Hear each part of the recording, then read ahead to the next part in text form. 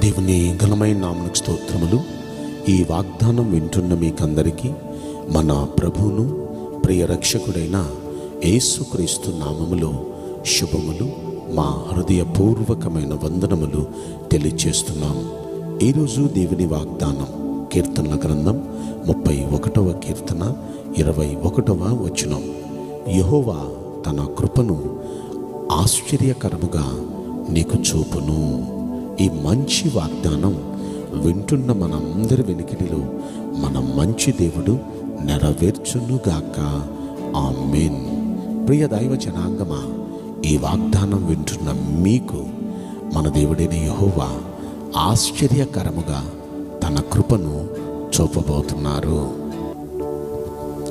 ఆయన కృప చూపితే ఎంత అద్భుతంగా ఉంటుందో, ఆయన కృప ఆశ్చర్య రీతిలో మీ జీవితాల్లో చూపించబోతున్నారు. ఒకంత మనం ఆలోచిస్తే ఆదికాండంలో 24వ అధ్యాయంలో 27వ వచనంలో అబ్రహాము అనే భక్తుడు మనకు కనిపిస్తాడు.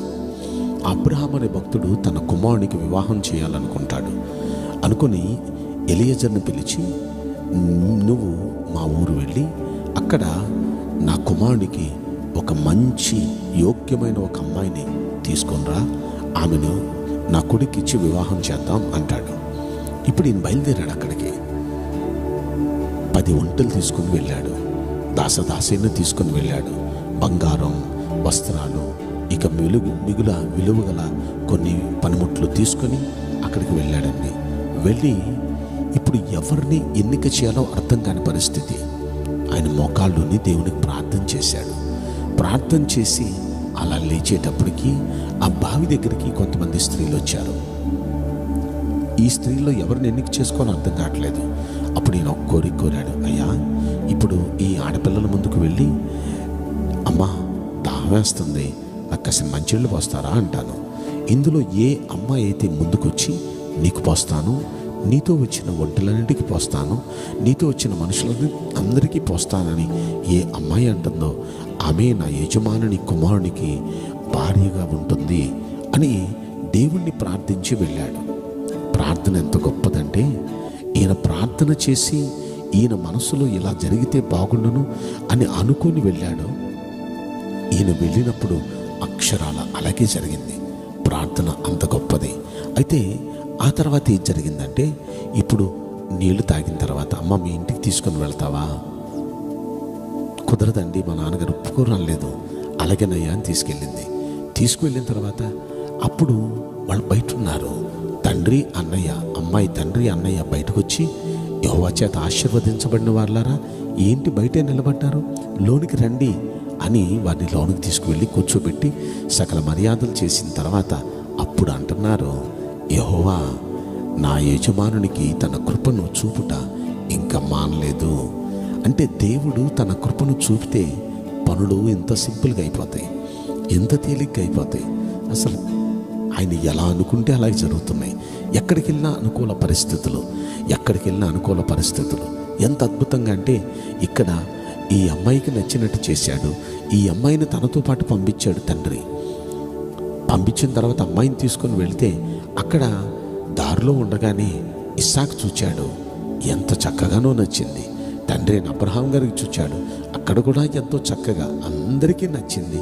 అన్ని పరిస్థితులు అనుకూలింపజేశాడు.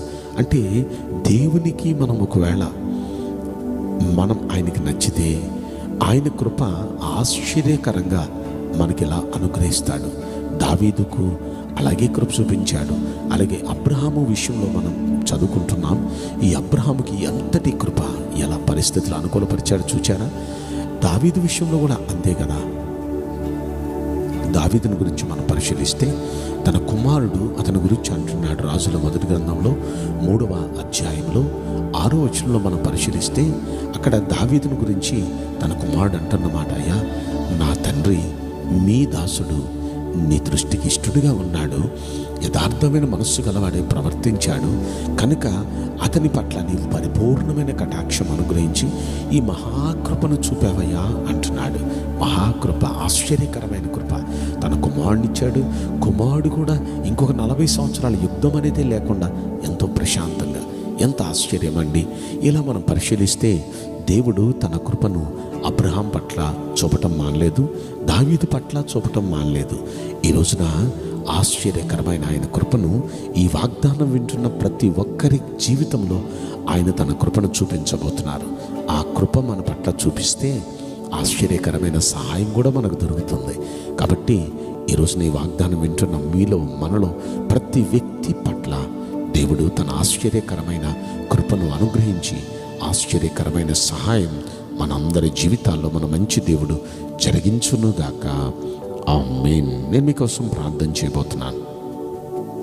పరిశుద్ధుడా, ప్రేమగల యేసురాజా, మీ పరిశుద్ధ బంగారు పవిత్రమైన నామమునకు నిండు మనసుతో కోట్ల కొలదిగా స్తుతులు, స్తోత్రములు, వందనాలు చెల్లిస్తున్నాం.